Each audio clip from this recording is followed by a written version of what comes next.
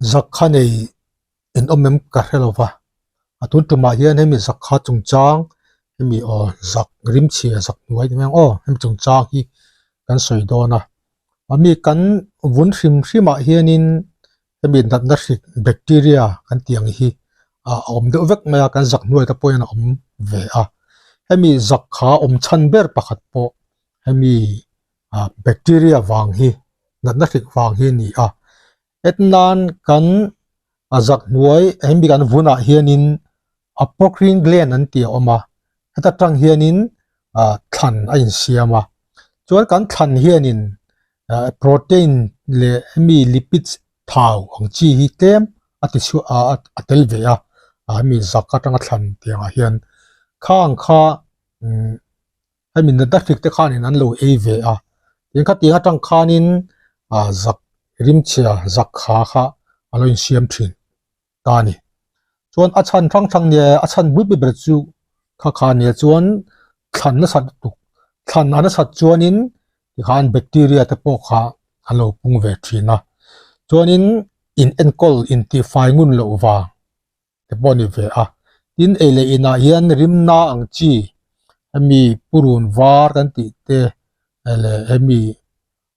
purun sen ang te ponin chu le chome rimna ang chi te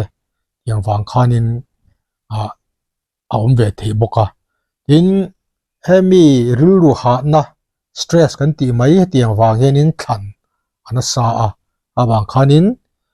zakhani thena chance poka sanga tin natna thang bang te ponin om ve theya ei gout kan tiang chi ru se pui kan tiang chi te le thin natna wang te kal natna wang te hemi zun thlum na sa zun thlum control lo wang te in hemi mei chathi hul vela te le thyroid na wang te po khanin zakha kha om ve thei pokani chuan damdoi then khat wa te po na om theya hemi depression damdoi na no triptyli nang chi te heng wang te tin hei kai enkol na damdoi ang chi te le na chok na then khat hemi khu damdoi a tel hemi codeine tel nang chi heta po en zakha te po kha asiam ve thei ni ai enkol na te po hei a hriat mai nga in bol fai ngun te kha poi mo boka chuan hemi zakan hoi chi deodorant te le antiperspirant than ti tlem na te hang te kha dora hemi beauty salon beauty dor vela le tura tama hang te po kha aman thei boka tin thomno hianin hemi thomno tot lutuk hak te hianin thlan ati tama zakha ni thina chance kha asang boka nun chu wangin hemi korthol do te po ha ka thani chuan zakha hi in kha chhon hi ni ve bi takin vai rama kal thini zo in hrianga vai ho zinga in zakha ni hian tambik maya hemi thisena ta in kha chhon te po hi ani ve dewani hemi zo zinga po in bol fai ngun thosi inen kol uluk thosi zakha nei tat be hi anom ve bokani tin azak mul atama wang te hianin thlan omna chance te le zakha ni the chance kha om ve boka he wang hianin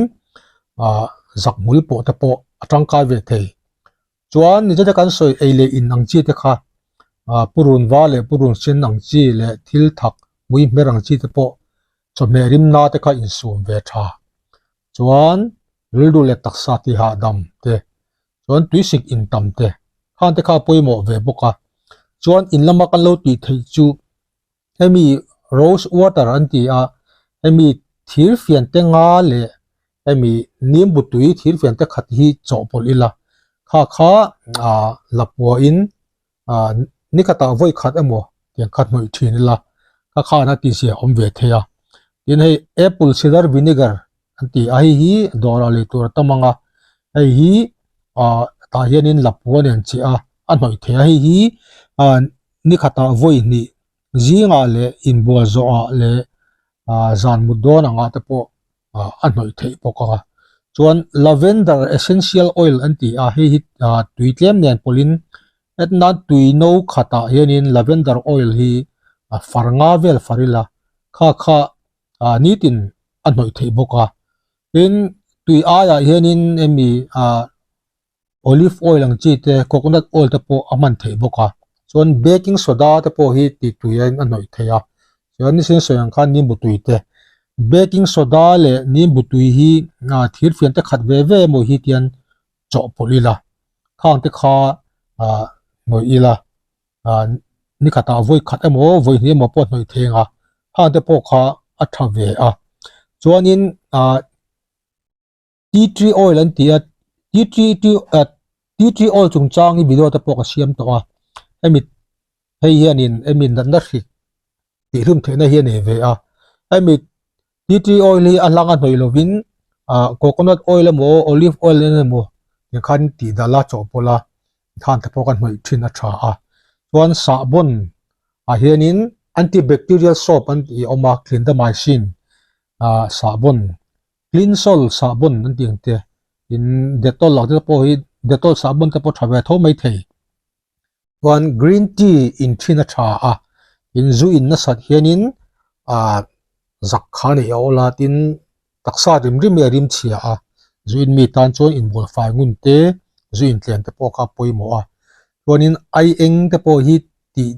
ti diak ila ha te po kha zaka hian an doi mai theia mi hring ngei zong te ain ang lova kha kan soi rem chan te kan soi te kha kan rem chan dan angin in lama lo ti ve mai tur ani e